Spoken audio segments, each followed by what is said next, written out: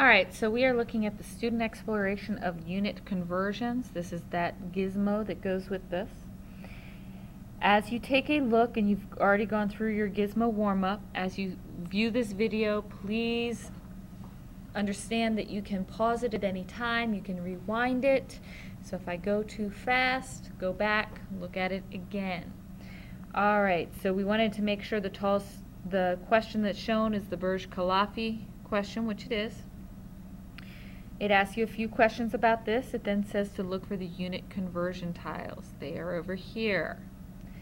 It asks you a few more questions there. Now, when we go to Activity A, we're getting the gizmo ready. We check that this question is about the Burj Khalifa. So first we make some observations, and we're converting kilometers to centimeters. To do this, we're going to drag the 1,000 meters to 1 kilometer down.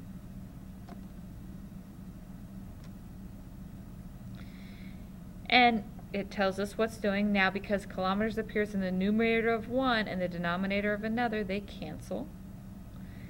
The next thing we are going to do is going to go down to number 2. We're going to find the tile that converts meters to centimeters.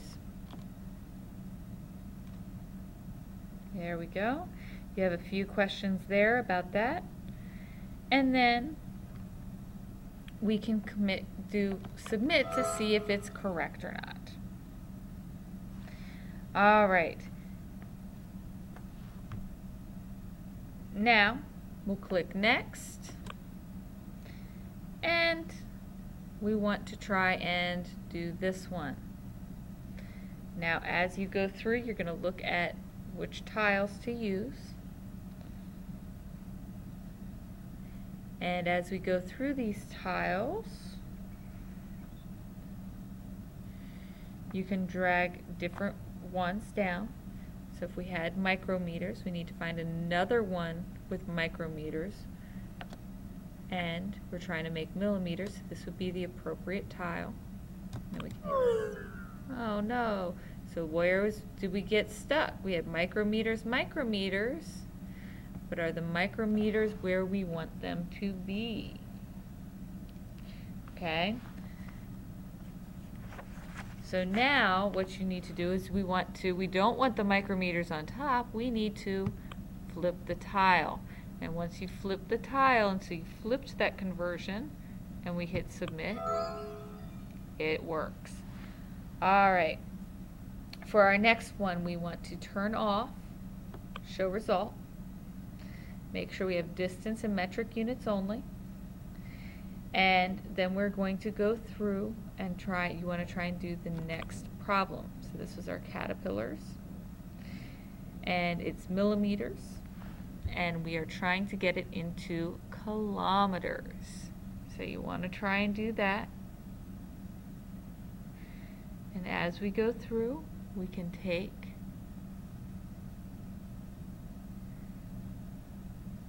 we want millimeters, we want to get bigger, and so we are going to go from millimeters to our meter, and from meters to a kilometer. Now, do you guys think that's correct? Have we canceled enough stuff out? Is this all the way down to just being kilometers? So if we're not finding that, then what you need to do is you need to flip your tile so that your units are what you want them to be. All right, our next one was looking at the Sun and the Proxima Centauri, and we're trying to get it into kilometers. So if we look here, we've got light years and kilometers. We can put that there. Once we do that, we can then express it in kilometers per light year. And it wanted us, why won't it let me?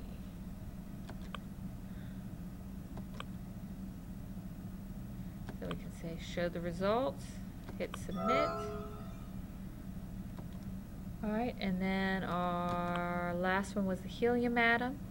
For this one, oops, too far. We're going from meters to nanometers. We have this here. When we do that, we can then hit submit, and we have this. Now on your own, we already know our conversion tiles, so using the conversion factors that are up here, I don't have a way of doing this automatically, so you have to do that on your own. Alright, going on to activity B, metric and distance still. We're converting from one metric unit to another. So as you do that, you're going to be using these conversion tiles to help you answer the following things. Okay. So on this one, there's not a whole lot. So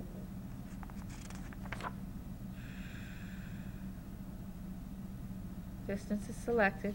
So now, once you get through 1, 2, and 3, now we can go to grams. We're going to go to mass. This is the one we're going to use. And then we're checking our answer there. Now on our own, you want to use these tiles to answer the first couple questions about mass. And then we can check using the gizmo. So we had this one, we had rock has a mass of grams. We want to figure out how much it is in kilograms. So grams to kilograms. And why is that? Remember, if it's not, grams can't cancel out. You got to go back and flip it. So as we go through these, shipping container has a mass of grams. We want to find it in metric tons. So we have our grams. And metric ton is over here, but it has to be kilograms. So first we have to take our grams to kilograms. Now our grams are both at the top, so we have to flip it. And then we can put our kilograms here. Look at our units. We got to flip that one too. Finally, grain of sand. Want to know what it is in kilograms. We want to see what it is in milligrams.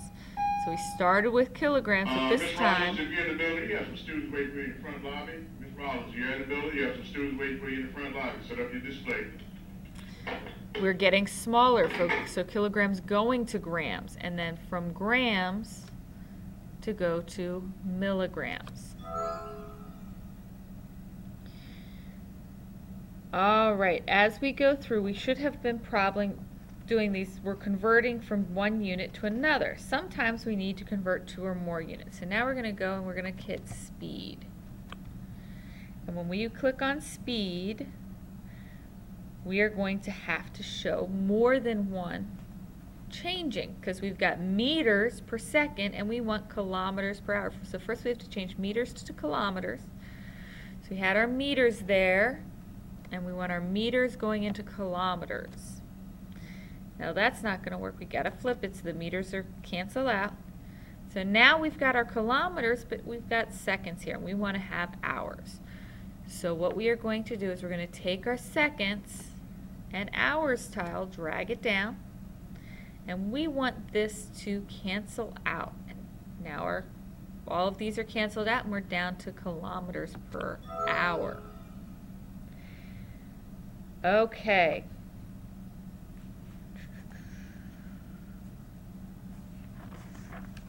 Going on to activity C, we are going to go to mixed units and distance. And as we go from mixed units to distance, what we are going to do is we're looking at this first one, and now this is using the United States units, which are not powers of 10. But a lot of the same analysis works because we can still use these tiles. We can still use these ratios. So we're trying to figure out the height of Mount Everest in kilometers. So we have feet. So the easiest thing to do is try and find one that has feet and the feet going into something metric. So we don't need 1 foot at 12 inches because we're not trying to find inches. We're trying to find something in metric. So we have 1 foot here to centimeters. Centimeters are a metric unit.